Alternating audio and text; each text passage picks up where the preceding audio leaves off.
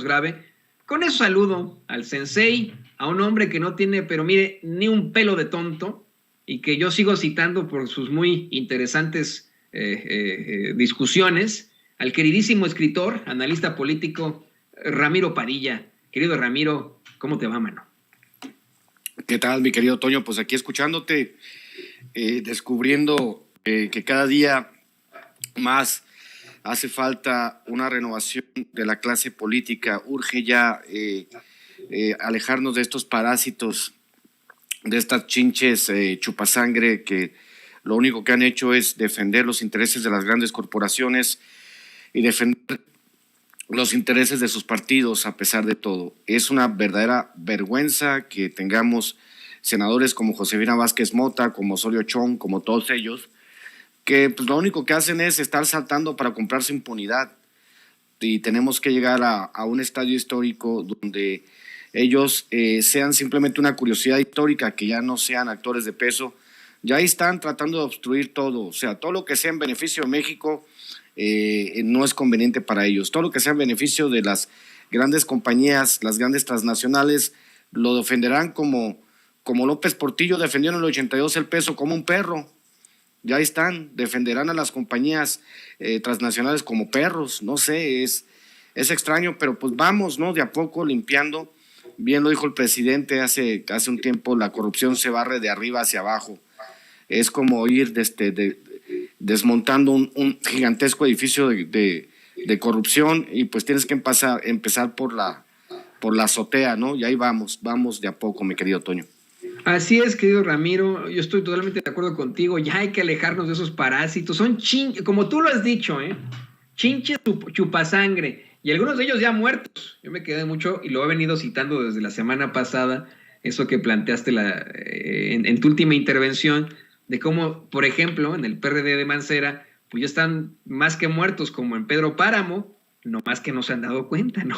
Pero no solo son parásitos, vampiros, chinches chupasangre, son muertos enterrados que ya no queremos en nuestra política. Y le pido, Ramiro, a David que nos grabe para platicar de esto precisamente. Está la otra cara de la moneda. Está la cara de los que sí votaron a favor de México, de los que sí están buscando una situación distinta para todos los mexicanos y que podrían aprovechar el impulso del pueblo en estos momentos. Hace rato lo platicábamos con Paco Cruz, cómo es que sectores de Morena, obviamente, del Partido del Trabajo y ahora el Partido Verde, podrían aprovechar de este momento histórico, de la gran carta que representa el presidente López Obrador y del impulso que les ha dado el pueblo para sacar adelante, pues vamos, una serie de posturas y candidaturas, y de una vez por todas echar de muchos estados al PRI, al PAN y al PRD. Antes de que me des tu comentario, déjame compartirle al público consentidor cómo es que el presidente López Obrador agradeció a los diputados y senadores que nacionalizaran el litio. Es que, te digo, esta es una situación de sentido común, ¿no? O sea, perdón, yo sé que tú, pues no, casi, no, sí dices como yo muchas peladeces. Perdón, ofrezco disculpas al público consentidor de Sin Censura. De chiquillos por ahí tápenle los oídos, pero son mamadas, ¿no? O sea, ¿quién se va a ir con la finta de, ay, no hay que nacionalizar el litio, hay que entregárselo a los chinos, hay que entregárselo a los rusos, hay que entregárselo a los estadounidenses, hay que entregárselo a Elon Musk? Pues, ¿quién en su pinche sano juicio va a pensar eso, no? Pero bueno, aquí está el presidente agradeciendo a los diputados y senadores que nacionalizaron el litio. Quiero mandar mi agradecimiento a los legisladores, diputados, senadores que apoyaron la reforma en materia de minería para que el litio sea propiedad de la nación y que no se cometa ningún abuso, de que ningún país extranjero, ninguna empresa, ninguna corporación foránea quiera apropiarse de lo que es del pueblo de México. Mira, así de rápido. Yo pienso que vamos... Hicieron su trabajo, hicieron su chamba. Más que todo hicieron su chamba, se les agradece, qué bueno que el presidente lo plantea en la mañanera, pero pues era mi querido Ramiro, no sé qué opines tú, pero pues era de puro sentido común, o sea, tú estando ahí ¿a poco vas a votar por Elon Musk, Ramiro? Oye, me recuerda mucho a la gente. Vamos a darle una referencia de la cultura popular. No sé si te acuerdas de la famosa serie de Malcolm, el del medio, ¿no? ¿Cómo no? Hay una frase de Dewey, el hermano menor de Malcolm, y digo yo, y parafraseo, ¿no? No espero nada de los prianistas y sin embargo me decepcionan. En el caso de los legisladores del PT y de Morena y del Verde, pues obviamente tienen que defender los intereses de la población. Este es un tema muy interesante, Toño, porque al final de cuentas, si nos vamos a la historia, lo he mencionado en otros espacios, tiene mucho que ver con cómo está constituido el poder político en México. En el caso de los legisladores del PAN y del PRI, pues obviamente siempre han obedecido a los intereses de su partido, no a los intereses de sus votantes. Lo decía, yo recomiendo mucho el libro todavía, aunque sea un ideólogo de la derecha, mi querido Gabriel Said, de los libros Al Poder o El Progreso Improductivo, ¿no? Donde él habla, precisamente Gabriel Said, de cómo los legisladores en México llegaron solamente a defender los intereses del partido que los postuló, de espaldas al pueblo mexicano. En el caso de la votación del domingo, es un ejemplo, el berrinche que se avientan porque se nacionaliza el litio, y como dices, pues somos el único país en el mundo donde tenemos, no sé, que creo que son 200 plurinominales de 500 diputados, o sea, el 40% de los diputados nadie los elige, llegan por lista, y esa es una aberración política, también es una aberración histórica que no podamos construir una mayoría absoluta para hacer cambios en la Constitución. Lo podía hacer, por ejemplo, Peña Nieto, maiciando, por ejemplo, al Riquín Canallín, que anda prófugo y que se vendió súper barato para aprobar la reforma eléctrica, por eso, y todas las reformas estructurales de Peña Nieto, porque se pusieron de acuerdo PRI y PAN para saquear a México, pero nosotros en un gobierno de izquierda no podemos construir una mayoría porque obviamente el PRIAN a través de 80 años construyeron un marco jurídico, un marco legal para evitar que los fueran a perseguir, porque como siempre he dicho, pues son rateros, pero no pendejos. Obviamente detrás de ellos hablan, y me parece muy bonito el término, ¿no? Legalidad, convenios internacionales, competitividad, ¿no? Que es parte de este trabajo, de este ensamble ideológico de la derecha que le han vendido a la gente y que repiten muchos como pericos de las redes sociales cuando se trata de establecer una discusión. En el caso, obviamente, de las jugadas que hace el presidente, como siempre, cuando estos cabrones, o sea, porque es un problema porque son dos juegos totalmente distintos.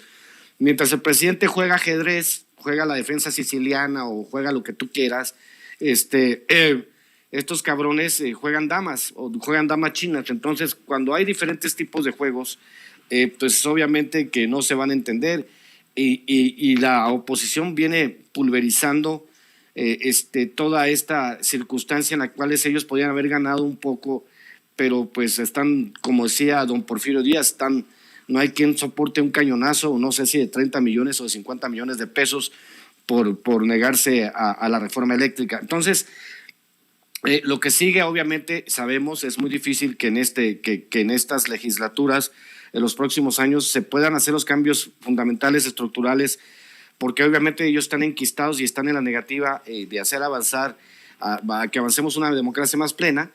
Pues al menos sí tendremos que exhibirlos y como decía el profesor Paco Cruz, pues vamos a irlos pulverizando de a poco, porque también en la política no hay absolutos, mi querido Toño, no hay absolutos. O sea, esta es una guerra de aproximaciones, de a poco vamos buscando las maneras de ir desactivando los mecanismos que permiten que tengamos un sistema parasitario como el que tenemos, o no sé cómo lo veas tú. Me dio risa que le estás dando a los fachos nombres de jugadas de ajedrez, como el gambito de dama, como el jaque al pastor. Decir, esos cosas son tan ignorantes, esos cabrones. Es decir, ellos van a pensar que el jaque al pastor pues es un platillo que les dan ahí en el tizoncito, bueno, las taquerías que les gustan a ellos, pero no, sí, totalmente de acuerdo. Y permíteme, Ramiro, cambiar de tema con algo que va muy ligado a esto, le pido a don David que nos grabe. Pero hoy hablando de cómo es que, pues en efecto, está constituido ese poder político en México, hablando con Ramiro Padilla, quiero ligarlo a la forma en la que pues operan los voceros de ese poder político, los pseudointelectuales y pseudoperiodistas que desafortunadamente tenemos en las, pues vamos ahí en los medios de comunicación tradicionales, corporativos. Hoy el quién es quién de las mentiras de la semana, querido Ramiro, pues se exhibe junto con la periodista Ana Elizabeth García Vilchis una serie de mentiras. Desde la mentira que se aventaron ahí en MX sobre un supuesto avión de la Guardia Nacional que viajaba mucho a Houston, Texas, que para ir a ver ahí al hijo del presidente, se determinó que era una pinche fake, pero lo comparte Denise Dresser, lo comparte Raimundo Rivapalacio, lo comparte Azucena Uresti, ¿no? Y se habla también de una serie de fakes que envuelven al Tren Maya. Vamos primero con este, que es verdaderamente lamentable, el de un fake que no pueden reconocer estos pobres, no vamos, responden tal vez en sus redes sociales, pero no les alcanza ni siquiera para responder que en efecto la cagaron, que en efecto pues compartieron una fake news de MX, de un avión que pues no se utiliza para ese tipo de cosas, y quedan exhibidotes, siendo los voceros de los que supuestamente podrían significar esa oposición a López Obrador, esa gran oposición que consiguió detener la reforma eléctrica, querido Ramiro. Mira, es un tema bien interesante. Hay un libro, creo que por aquí lo tengo, que les voy a recomendar. Aquí está, a ver si lo alcanzan a ver. Se llama Cuando la posverdad nos alcance, del doctor Francisco Sepúlveda Cañamar. Está disponible en Amazon si la gente que lo quiera comprar. Y él está haciendo una labor bien importante de documentar todas las mentiras de la oposición. Como le gusta mucho jugar con estadísticas a Francisco Sepúlveda, pues habla precisamente de esto, ¿no? Pero si vamos a la otra parte, mi querido Toño, a la otra parte donde sí, obviamente, yo me hacía la pregunta de qué es lo que ha generado ideológicamente la intelectualidad mexicana, y sobre todo la intelectualidad orgánica, aquella que Salinas se echó al bolsillo, todos aquellos cuates que tenían contratos multimillonarios. Y la pregunta ha sido, ¿no? Y cuando estamos en las conversaciones con toda la gente y nos ponemos a pensar, nos ponemos a debrayar, ¿no? Y a decir qué chingados ha hecho la intelectualidad mexicana, si tenemos a alguien del tamaño de Lacan, de Foucault, que tenemos a alguien del tamaño de Bordeaux, o que tenemos del tamaño de, no sé, algún pensador mexicano de esta intelectualidad orgánica que haya propuesto algo siquiera cercano a una idea de país, a una filosofía de lo mexicano, por ejemplo, y encuentras que no hay absolutamente nada. Obviamente, si hablamos de Roger Bartra, en la jaula de la melancolía, tiene una aproximación Bartra, o Agustín Basabe, que tiene un libro maravilloso que se llama Mexicanidad y Esquizofrenia, donde habla de este asunto bifronte de los mexicanos, ¿no? Cuando habla del dios, del dios bifronte que tiene dos caras, ¿no? Y esos somos los mexicanos. Pero en general, toda esta intelectualidad, obviamente no puedo replicarle a Denise Dresser porque me tiene bloqueado, no puedo replicarle a Broso porque me tiene bloqueado, no puedo replicarle a Lili Telles porque me tiene bloqueado, porque pues no están abiertos a una discusión, a un debate sobre las ideas. Obviamente siempre te van a mandar a los trolls a querer discutir, y los trolls pues obviamente son simples máquinas repetidoras de ideas prefabricadas que se construyen quizá en algún sótano de algún lugar pagado por Lex Luthor Claudio X González, ¿no? O sea, en general la intelectualidad mexicana ha establecido ciertos mecanismos, digo yo, y lo planteaba mi querido Toño, cuando hablábamos del fin de la historia de Francis Fukuyama, ¿no? Donde se habla básicamente de que el capitalismo había llegado, y estos tarados, todos estos intelectuales mexicanos pensaron que la historia es lineal. La historia no es lineal. Digo yo que es como la cumbia, un pasito para adelante y un pasito para atrás, pero con ganas. O sea, la historia no es lineal bajo ninguna circunstancia, y muchos de ellos, intelectuales mexicanos, ahora se dan el lujo de hablar de historia en tiempo real, con lo que es obviamente es lo más antihistoriador que puede haber. Entonces, obviamente en la guerra de las ideas, pues ellos ya lo perdieron. De hecho, fíjate que yo di una conferencia en Monterrey hace algunas semanas que se llama de cómo la derecha perdió la guerra cultural. Han perdido la guerra cultural, y lo que vemos son los resabios de esta derrota, de estos cadáveres que deambulan sin dirección, sin un frente unido, pueden ser un frente unido, pero son los puros cascarones del PRI, del PRD. El PAN tiene un poquito más, pero el PAN también ha estado a punto de perder el registro porque no tiene los suficientes militantes. Y si realmente quisieran enterrar al PAN antes de las elecciones, nomás que se haga una campaña de desafiliación del PAN y ya olvídate, se acaba el PAN, tiene que perder el registro por ley. Pero esta circunstancia, pues, en la cual ideológicamente han perdido, ¿por qué? Porque la tendencia mundial indica que el periodo neoliberal se terminó en el 2008. Yo también por eso recomiendo a Mark Fisher y Realismo Capitalista para que ustedes vayan apuntando en este segmento los libros que les estoy recomendando para que entiendan. Y vamos mezclando, ¿no?, lo que es la realidad del mundo con la realidad mexicana y vamos buscando nuestra propia ideología. Entonces, obviamente, ya para cerrar el comentario, la intelectualidad mexicana fue muy, de hecho, en Cartas un Facho, fíjate, en Cartas un Facho, el libro que está por salir, mi libro que está por salir, hay un ensayo que se llama Intelectualidad Mexicana SADCB, Sociedad Anónima de Capital Variable. Hablo básicamente de cómo se usufructuaron las amistades y la cercanía con el poder para hacer negocios nada más. Entonces, un intelectual que se dedica a hacer negocios, pues no es intelectual, y lo han demostrado estas revistas que constituían más del 80% del nuevo acervo de las bibliotecas y que siguen tragando polvo, ¿no?, en todas las bibliotecas del país. Y ellos pensaron que eran muy influyentes cuando la realidad es que muy poco público los leía. Qué terrible situación, mi querido Toño.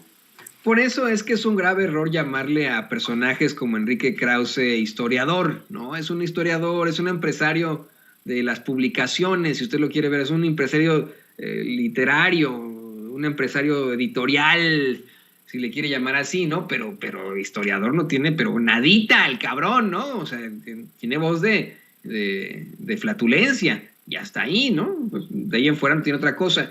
Y le pido, Ramiro, a don David que nos grabe, porque pasando de la intelectualidad o pseudointelectualidad mexicana, tenemos que definitivamente tocar este tema. ¿Cómo se pasa precisamente de eso, ¿no? De los que creen saber, de los que creen detentar toda la academia, a los que, híjole, son muy fáciles de convencer por estos, pues, personajes que nomás están exhibiendo el hielo, ¿no? Están exhibiendo, pues, situaciones vacías, ignorantes, en todo caso. Y me refiero a, desafortunadamente, pues una bola de famosillos ahí que siguen en la idea de oponerse al Tren Maya, ya sea por moda, por ignorancia. Se dijo en su momento que porque eran pagados, luego salió Natalia Lafourcade a decir, no, yo no soy pagada, yo sí opino así. Derbez pues tiene mucho dinero y ha pertenecido a esas esferas del poder desde hace mucho tiempo, pero se ha hecho toda una controversia al respecto y alrededor de estos, insisto, famosillos que tienen este tipo de comportamientos. Yo sí lo considero desde la absoluta ignorancia, desde el no tener algo mejor que hacer, desde el estar muy separados del pueblo, muy apartados, muy alejados del pueblo, y pensar que están haciendo algo bueno por el planeta, pues por mera moda, ¿no? Así como comprarse el nuevo iPhone, se unen a Greenpeace o se unen a Sélvame del Tren, ¿no? Este tipo de tonterías. Hoy, precisamente, en el quién es quién de las mentiras de la semana, se exhiben una serie de cosas que convencen, desafortunadamente, a los incautos y a los ignorantes. Ponen, por ejemplo, el fake del Junior de Pedro Ferriz de Con. Ya sabes que él es el Junior de Pedro Ferriz, el que veía ovnis, y que tiene otro Junior que se llama Pedro Ferriz Hijar. Pero bueno, este cuate compartió una foto de supuestamente la tala que existía en el paso del Tren Maya y etcétera, y pues es una foto que pertenece a la Amazonia argentina, ¿no? O sea, a menos que el Tren Maya esté ya llegando hasta Argentina y se convierta en un momento en el Tren Mapuche o tren Gaucho, pues sí, ¿no? Pero verdaderamente en una ridiculez absoluta. Y con esa finta se fueron muchos famosillos. O bien la foto de jaguares muertos que supuestamente habían perdido la vida por precisamente el Tren Maya, pero que resultó ser una imagen de una carretera en Brasil, ¿no? O sea, todo esto que incluso la organización Sélvame del Tren tuvo que aceptar son fakes. Acaban de dar a conocer que aceptaron que ese video que tuvieron en algún momento un video en el que salen unos pilotes en un supuesto cenote y etcétera, pues era un video fake, ¿no? Esa es la realidad. ¿Cómo podemos explicarles, tú que tienes una serie de publicaciones al respecto, cómo poderle explicar a los incautos que desafortunadamente detentan el arte entre comillas mexicano, de la música, de la cinematografía, cómo explicarles que no sean pendejos y que primero investiguen y que no se vayan con estos fakes para luego apoyar causas injustas? Es que sí, el planteamiento es, digamos, el planteamiento nodal de esta circunstancia que vivimos, Toño. Es primero que nada, ¿qué intereses defiendes o cuál es el nivel de entendimiento que tenemos los mexicanos? Podemos hablar del caso, digamos, lo vamos a mezclar porque son términos que son muy cercanos, la disonancia cognitiva mezclada con el analfabetismo funcional. En ambos casos hay personas que creen, vamos, el efecto Dunning-Kruger, ¿no? Hay elementos para preguntarnos por qué diablos una persona que creemos medianamente preparado o preparada puede estar en contra de algo que beneficia a los demás. Obviamente, desde el periodo neoliberal, un periodo neoliberal, ideológicamente hablando, es un trabajo. Se habla del capitalismo que va absorbiendo todo, incluso, como dice Mark Fisher en su libro, el capitalismo crea su propia crítica, ¿no?, para vacunarse, y es cierto. Este tipo de circunstancia en el cual el mexicano en general, por ejemplo, hablamos de los casos de todos esos artistas, no sé si llamarlos artistas, pero sí, digamos, usufructuarios del privilegio de los papás, de los abuelos, del tío, del productor y la chingada, que absolutamente no han aportado nada al discurso público, pero sí son figuras mediáticas. Ser una figura mediática no implica que lo que tú digas tiene cierta veracidad o tenga algún punto de veracidad. Ese es el problema con todos estos cuates, con todos estos, por ejemplo, Pedro Ferriz Híjar, que es nieto de don Pedro Ferriz, que él buscaba marcianos, pues él también anda buscando marcianos y anda buscando batallas inexistentes. Y también yo se lo planteaba a Vicente la semana pasada. Mientras nosotros desde la izquierda tenemos que estar atados irremediablemente a la verdad, porque se nos juzgará duramente si damos un solo dato falso, se nos arrancaría.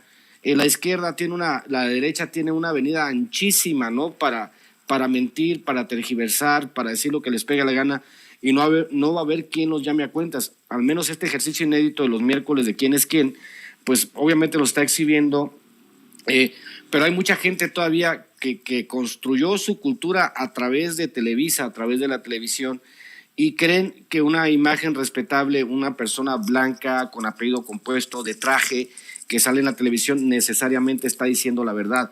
Esa es la otra parte en la cual nosotros desde los medios alternativos estamos intentando explicar que el asunto no es así, porque había una circunstancia muy específica, muy particular, en la cual, pues obviamente, digamos, pues nomás por el ejemplo, y está en el libro de Jesús Lemus, Jaque a Peña Nieto y su imperio de corrupción, pues que había una partida en la cual se le pagaron 60,000 millones de pesos, ¿no?, a los medios de comunicación para que trabajaran a favor del sistema, sobre todo los grandes dueños.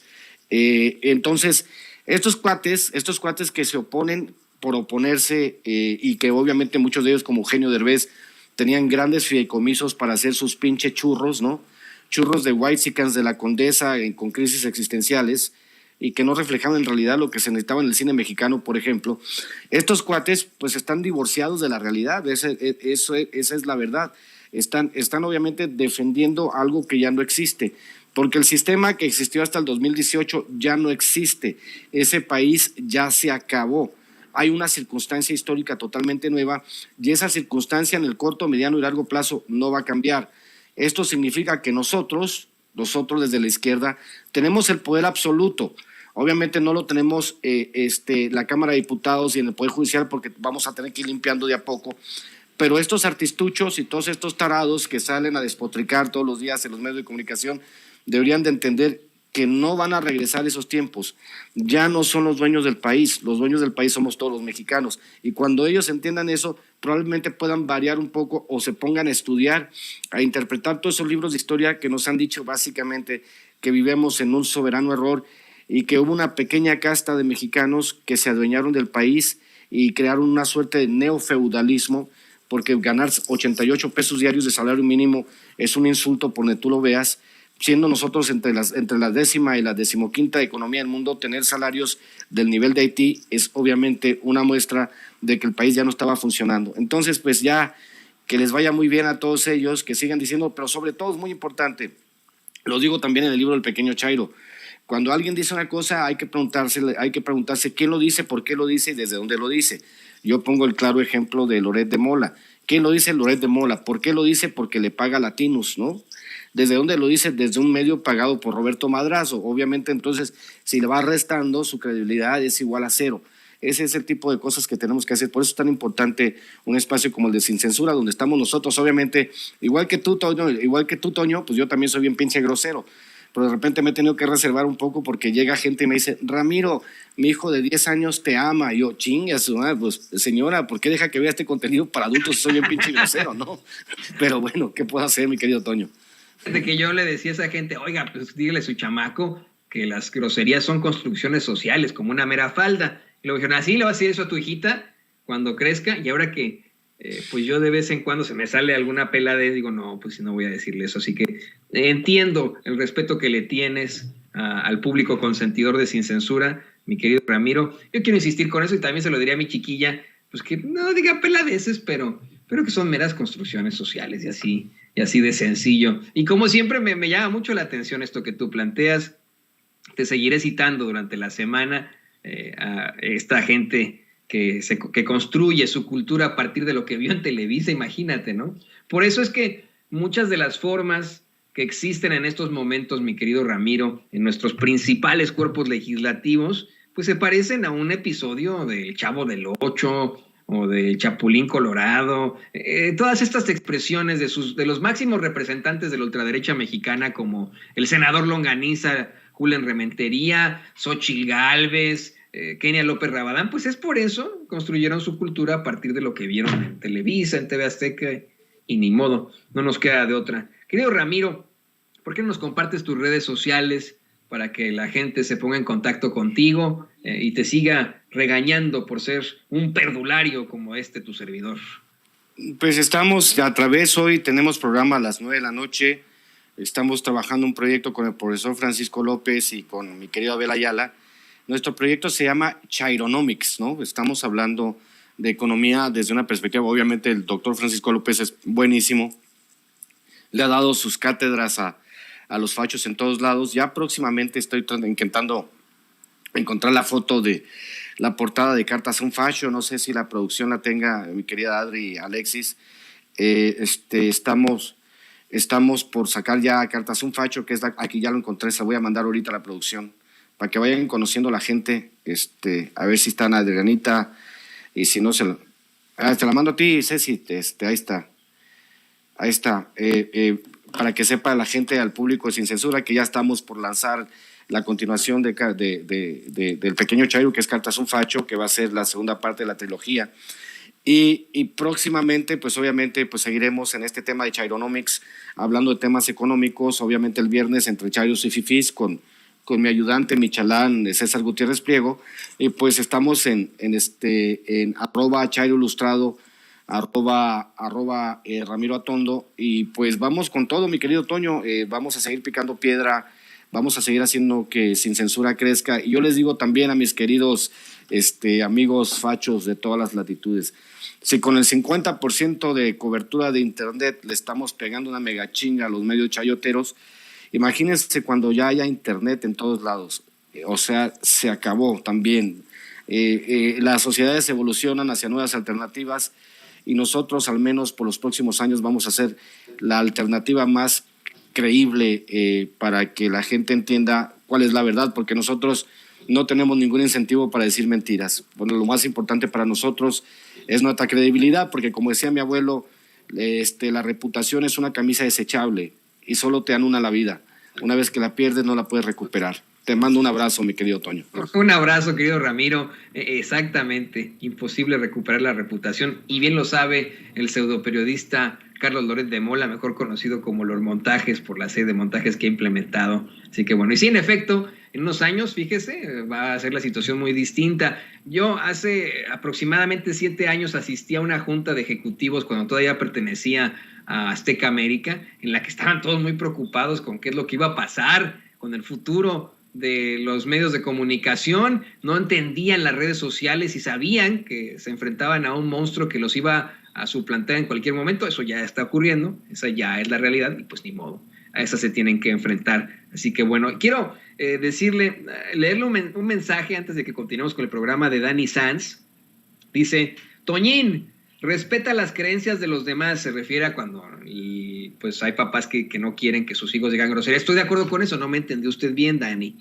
Yo le respeto que no quiera que sus hijos digan groserías. Y me pone: además, el finado Pedro Ferriz Santa Cruz ya no está, y sigues criticándolo. Más respeto por los finados, como lo hace el presidente. Yo nunca he criticado a Pedro Ferriz Santa Cruz, el de Un Mundo Nos Vigila.